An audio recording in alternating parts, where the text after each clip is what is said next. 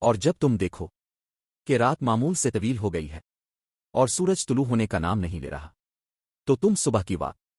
ملتوی کر دینا اور پورچ کی گال کی ہوئی بتیاں پھر سے روشن کر دینا۔ اور جب تم دیکھو کہ ہوا ہموار راستوں پر چلنے سے گھبرانے لگی ہے اور پہاڑ راتوں رات اپنی جگہ بدل رہے ہیں اور درخت جنگلوں سے بھاگ کر سڑکوں کی اطراف میں پناہ لے رہے ہیں، تو تم کسی بھی وقت کسی بھی سمت روانہ ہونے کے لیے سفر کی پوٹلی تیار رکھنا۔ اور جب تم دیکھو کہ بچے تمہاری باتوں سے بور ہونے لگے ہیں اور تمہارا علم اور تجربہ ان کے لیے بیکار ہوتا جا رہا ہے، تو تم ان کے درمیان سے اٹھ جانا اور پرانی پڑی ہوئی کتابیں پھر سے پڑھنے لگ جانا۔ اور جب تم دیکھو کہ سچ کا پکوان چکیتی ہوئے دسترخوان پر خاموشی چھا جاتی ہے اور جھوٹ کا ذائقہ سب کو اچھا لگنے لگا ہے، تو تم انگلیاں چاٹنے سے گریز کرنا،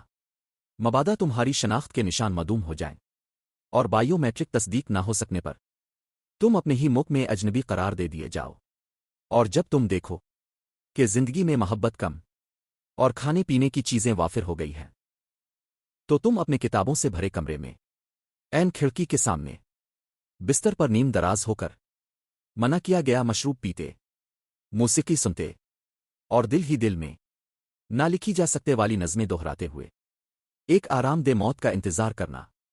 سنا ہے وہ اپنے سچے طالب کو کبھی دغا نہیں دیتی۔